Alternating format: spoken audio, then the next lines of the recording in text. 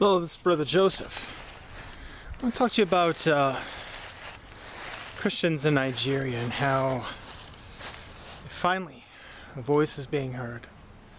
When the Christians and believers give a voice to those being persecuted and martyred, eventually that voice is going to be heard, and it's finally being heard.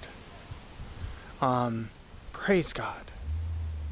And we need to acknowledge that. We need to recognize that. We need to understand that so we can be encouraged to continue to give a voice to those being persecuted and martyred.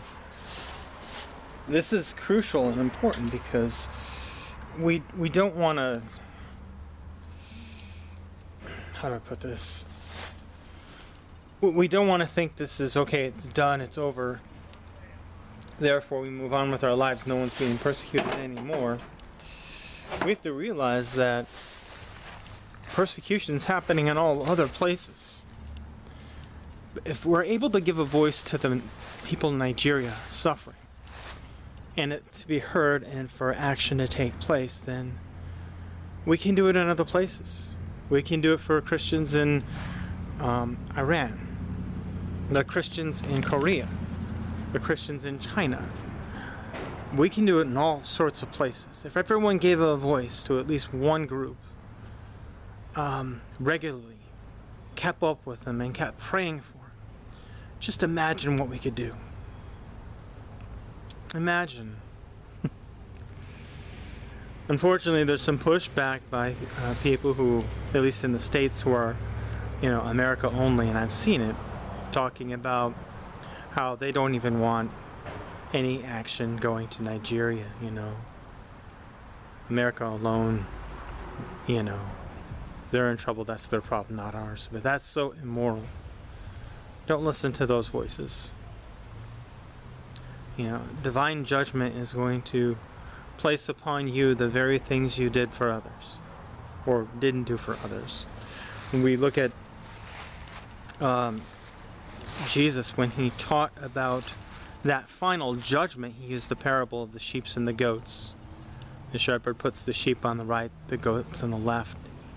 He says to them, "Come, enter my kingdom." He says to those on the right, "Come, enter my kingdom, prepared for you. Prepared from the foundations of the world, for I was hungry, you gave me something to eat. I was thirsty, you gave me something to drink. I was naked, you clothed me. I was suffering in prison, you visited me." He said to him, "Well, when did we see you hungry, Lord, or in prison or such?" And he said, "For as much as you've done it for the least of my brethren, you've done it to me." And he turns to those on his left, the goats. And he says, "Cursed are you, everlasting darkness. When I was hungry, you gave me nothing to eat. When I was thirsty, you didn't give me anything to drink. When I was in prison, you didn't visit me." And so on and so forth. And he said, "Well, Lord, when we see you in prison or see you hunger," he says, "For as much as you've not done it to the least of my brethren, you've not done it to me." So when we ignore these voices, when we don't do what we're able to do, and we may not be able to do much, but if we seek to do just something, even as something as small as giving them a voice, we're doing the right thing. We're doing what the Lord asks of us. We're giving a voice to have no voice. We're able then to come in and clothe, if we can. We can't, that's okay. I mean, we do what we can. Even just praying for them and trying to follow and figure out what's going on and talk about it with others and pray with others. Something. Just something. Whatever you can from wherever you are. If we could do that much, it would make a big difference. And thanks be to God, we see it is making a difference. So be encouraged. Continue to give a voice and continue to encourage others to do the same. And that's all I've got for you.